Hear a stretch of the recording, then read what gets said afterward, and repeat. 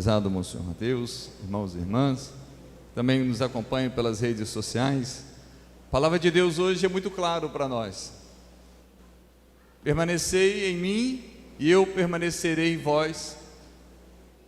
Se nós quisermos dar frutos, nós devemos permanecer em Deus. Se nós queremos colher frutos, se nós quisermos ser um fruto na vida de alguém, ou seja, alguém que possa saborear da nossa vida, daquilo que nós fazemos, como ramo, nós devemos estar presos à videira, ou seja, nós devemos estar unidos, devemos estar presos a Deus, ligados a Deus, unidos a Deus. Só que, na teoria, tudo é muito fácil. Na teoria tudo é muito simples. Na teoria, em outras palavras, eu vou na igreja, vou na missa, vou no grupo de oração, vou numa pastoral tal, eu vou participar de algum movimento da igreja, eu vou ser da liga, vou estar lá, vou estar unido a Deus, então vou produzir frutos e ao mesmo tempo colher frutos. Essa é a teoria. Mas a prática, sabe qual é? Em muitas situações, a prática da primeira leitura, que as pessoas olhavam para Saulo e falavam assim: eu tenho medo desse homem, eu não acredito na conversão dele não. Esse daí já matou muitos cristãos, esse daí já perseguiu muita igreja, esse daí queria destruir aquilo como era chamado na igreja primitiva, a seita dos nazarenos, ou seja, aqueles que seguiam o homem de Nazaré. Então, eles, antes de ser chamados pela primeira vez de cristãos em Antioquia, os que seguiam eram chamados de nazarenos. Então, ele já havia matado muitas pessoas, as pessoas olhavam para ele assim meio desconfiado: não acredito na conversão desse homem não. E as pessoas tinham medo de Saulo, porque não acreditavam na conversão dele. Me desculpa, mas muitos também não acreditam na nossa conversão. Muitos olham para nós e falam assim: você vai na igreja, não muda de vida. Não sei para que você vai na igreja. A mesma coisa, ninguém acredita. As pessoas desconfiam. As pessoas desconfiam da nossa conversão. As pessoas desconfiam no nosso propósito de sermos melhores, de sermos pessoas diferentes, de ser um pai melhor, de ser uma mãe melhor, de ser um filho melhor, de ser um patrão melhor, de ser um funcionário melhor. As pessoas desconfiam disso em nós. As pessoas, por quê? Porque as pessoas têm facilidade de olhar os nossos defeitos, têm facilidade de olhar as nossas fraquezas, os nossos erros, e têm dificuldade de olhar em nós as virtudes. E essas virtudes não são nossas, é obra do Espírito Santo na vida de cada um de nós, é manifestação do poder do Espírito Santo na vida de cada um de nós. Mas então o que Barnabé faz? Pega na mão de Saulo e fala assim: espera aí então, deixa eu te levar lá para os apóstolos. E chega diante dos apóstolos e diz: olha, esse homem indo para Damasco, e começa então a contar a história de como o Senhor chegou na vida de Saulo, e que ele cai do cavalo, ou seja, numa viagem ele cai do cavalo, e o Senhor fala com ele, Jesus fala com ele: Saulo, Saulo, por que me persegues? E começa todo o processo de conversão na vida de Saulo. Então Barnabé começa a contar para os apóstolos tudo aquilo que o Senhor havia feito na vida de Saulo, e ele começa a fazer o que então? A pregar. Paulo vai pregando, Paulo vai tocando o coração das pessoas, Paulo vai fazendo com que as pessoas conheçam o Evangelho, conheçam Jesus Cristo, Paulo vai fazendo com que as pessoas passem por uma experiência da graça de Deus. Paulo então começa com a sua vida, a convencer as pessoas que realmente o seu coração estava sendo convertido, que o seu coração realmente tinha sido tomado pela graça de Deus, que Jesus Cristo tinha entrado no seu coração. E o testemunho de Paulo faz com que as pessoas então começam a acreditar na sua conversão. Sabe quando apontam ou falam para você: vai para a igreja para quê? não muda de vida, vai para a igreja, vai lá no grupo de oração, vai lá servir na catequese, no apostolado da oração. Para quê? Está a vida inteira nessa igreja. É hora de nós provarmos a nossa conversão com a nossa vida, de fazermos aquilo que Saulo fez, convencermos as pessoas não com as palavras, mas convencermos as pessoas com aquilo que nós praticamos no nosso dia a dia, com o nosso testemunho de fé, com aquilo que nós buscamos, com as prioridades da nossa vida, com aquilo que nós colocamos como meta na nossa vida. Sabe por quê? Nós não vamos precisar falar nada para elas, elas verão em nós. Foi isso que Saulo fez. Saulo não quis convencer as pessoas que desconfiavam, que tinham medo dele. Não, eu me converti sim, Jesus me derrubou do cavalo e ali começou então a minha vida. Não, ele não fez nada disso. Ele tinha um propósito de colocar em prática a sua experiência de Deus. E é isso que faz com que as pessoas se convençam. Sabe por que tem uma frase tão conhecida que diz: palavras comovem, testemunho arrastam. Então não bastam as palavras, precisa do testemunho. Agora, para que a gente possa testemunhar toda a nossa conversão, para que a gente possa testemunhar que nós queremos viver em Deus, viver pautados no Evangelho, tendo o Evangelho como referência, tendo a palavra de Deus como direcionamento na vida de cada um de nós, é o Evangelho de hoje. Permanecei em mim e eu permanecerei em vós. Nós não conseguimos produzir frutos se nós estivermos afastados de Deus. Quantas pessoas estão esgotadas, quantas pessoas estão cansadas. Na sexta-feira à noite eu fazia uma live e eu falava exatamente sobre isso, do esgotamento das pessoas, do cansaço físico, do cansaço espiritual, das pessoas que não estão se aguentando mais, das pessoas que estão como uma bola. Eu citava até mesmo um exemplo de uma bola de soprar.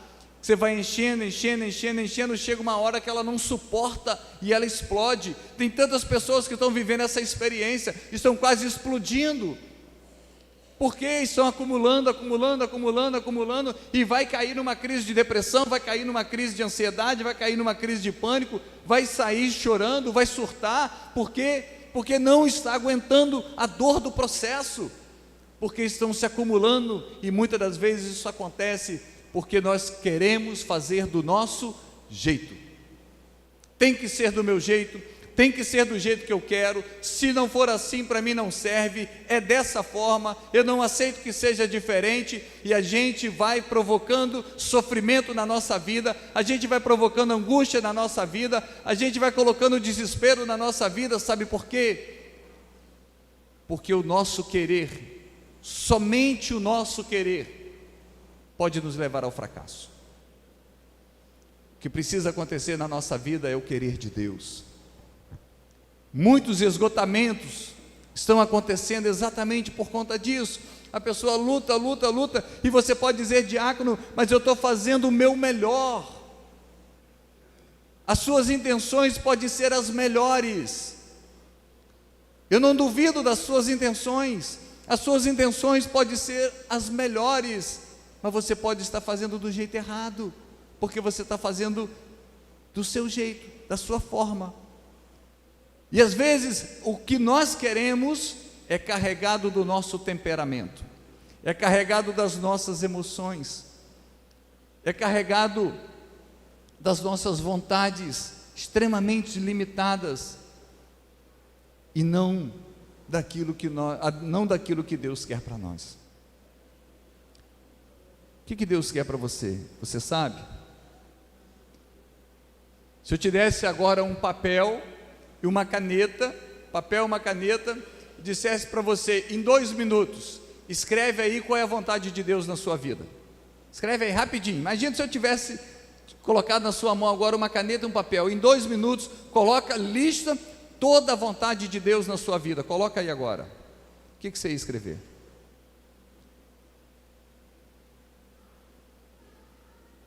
O que você ia escrever?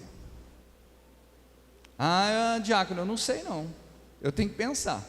Eu tenho 2 minutos para escrever, mas eu preciso de pelo menos uma meia hora para eu pensar. Se você não sabe o que Deus quer para você, me desculpe, mas você não sabe para onde você está indo.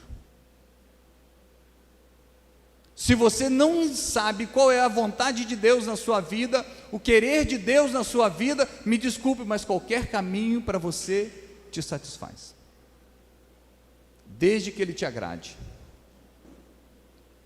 E nem sempre o caminho que nos agrada é o caminho que vai nos levar à felicidade, porque o caminho do pecado, ele não é um caminho ruim, é um caminho que nos agrada, mas que nos coloca no fundo do poço. Por isso que nós devemos, em primeiro lugar, saber qual é a vontade de Deus, qual é o querer de Deus, qual é a vontade de Deus para a nossa vida. Eu preciso estar unido à videira. Eu como ramo, como diz o Evangelho, nós como ramos, nós precisamos estar unidos à videira, porque o que o Senhor fala para nós? Se não estiver unido, se eu tirar um ramo da videira, ele vai morrer, ele vai secar. Sabe por quê? Ele não tem vida própria, e nós queremos viver de um jeito que nós achamos que nós temos vida própria. Nós temos vida própria e nós não temos vida própria. Nós temos uma dependência da graça de Deus, nós dependemos de uma palavra de Deus, nós dependemos da força de Deus, da orientação de Deus, do direcionamento de Deus. Sabe por quê? Porque ele fala no Evangelho hoje: sem mim nada podeis fazer. Sem mim nada podeis fazer. E se sem ele nós não podemos fazer nada, por que que nós insistimos em fazer do nosso jeito? Me desculpe, mas eu preciso dizer: não seja orgulhoso, não seja prepotente, não queira colocar na sua vida as suas vontades. Tem que ser desse jeito, tem que ser dessa maneira. Se não for assim, para mim não serve. É assim, é assim, é assim, e você está esgotando, você está perdendo forças, você não tem condições mais, porque você está querendo que prevaleça na sua vida a sua vontade. Deixa Deus te guiar, deixa Deus te direcionar, deixa Deus te conduzir. Eu quero que Deus me conduza, mas tem que ser do meu jeito, tá, Senhor? Ó, você pode me conduzir, mas lembra-se que tem que ser do meu jeito. Para que isso? Nós estamos mentindo para nós mesmos. Quando a gente fala assim: Senhor, conduza a minha vida, aí quando o Senhor quer nos levar por um caminho, não, eu não tenho tempo, eu não posso, eu não tenho condições, eu não sei fazer isso. Não, Senhor, não, mas Senhor, é desse jeito aqui que é o melhor. O Senhor está enganado, Jesus. O Senhor está enganado. Não é desse jeito que é o melhor, é desse jeito aqui. Nós queremos que Deus nos conduza, mas a gente quer que prevaleça a nossa vontade. E quando eu quero que prevaleça a minha vontade, eu estou fadado ao fracasso. E é isso que tem acontecido com tantas pessoas, com tantas famílias que estão se destruindo, se autodestruindo, porque impõem as suas vontades. E o Senhor fala: sem mim nada podeis fazer. Sem mim nada podeis fazer. Deus não é quebra-galho na nossa vida. Deus não é aquele que dá uma ajudinha: ah, eu quero que seja da minha vontade. Senhor, mas me ajuda que seja do meu jeito. Me ajuda, Senhor, que seja da minha vontade. Senhor, me ajuda para que as coisas aconteçam conforme eu quero, conforme eu imagino. Me desculpe, mas Deus não vai fazer isso não. Deus não vai fazer isso não. Deus não vai se dobrar às nossas vontades. Ou nós entendemos que é o contrário, ou nós vamos seguir sofrendo. Deus não vai se dobrar às nossas vontades, mas Ele é capaz de se oferecer na cruz por cada um de nós. Olha como é diferente. Ele não se dobra às nossas vontades. Quando eu quero dizer que Deus não se dobra às nossas vontades, quando Ele percebe que elas não são favoráveis para a nossa vida. Ah, mas eu estou rezando tanto e não acontece. Eu estou rezando tanto e não acontece. Eu estou rezando tanto e não acontece. Ainda bem que Paulo fala: vós não sabeis o que pedir e nem como pedir. São Paulo fala isso. Vós não sabeis o que pedir e nem como pedir, mas o Espírito vem em vosso auxílio. Então, tudo aquilo que nós pedimos a Deus, nós devemos ter o auxílio do Espírito Santo, para que a gente não peça besteira. Vou dar um exemplo só para finalizar a homilia. De repente a gente pode dizer assim: o meu sonho, está dando só um exemplo, meu sonho era ter uma moto. Meu sonho era ter uma moto. E a pessoa passa a vida inteira e não consegue a moto. E ela pode cair numa tentação, num grande erro de falar assim: mas Deus abençoa tantas pessoas e não me abençoa. Deus providencia na vida de tantas pessoas. Aquela pessoa que trabalha comigo nem pediu a moto e ganhou. E eu que peço a vida inteira e não ganhei. Sabe por quê? Porque Deus sabe que se nós tivermos essa moto, a gente pode ter um acidente grave, e Ele não cede à nossa vontade. Por isso que muitas das vezes nós não recebemos aquilo que nós pedimos a Deus, porque aquilo pode ser trágico na nossa vida. E a gente precisa aprender isso, que não é Deus que não nos concede porque Ele é ruim, porque Ele sabe que o não dEle é o melhor para nós. O não dEle é o melhor para nós. Então, se você tem pedido e não tem alcançado, não se preocupa. Ou não é para acontecer, ou vai acontecer no tempo certo. Mas deixe a vontade de Deus prevalecer na nossa vida, para que a gente possa viver o que Jesus disse no Evangelho: sem mim nada podeis fazer. Que a gente se comprometa cada vez mais com o Senhor, de fazermos e vivermos a sua vontade. Louvado seja o nosso Jesus Cristo.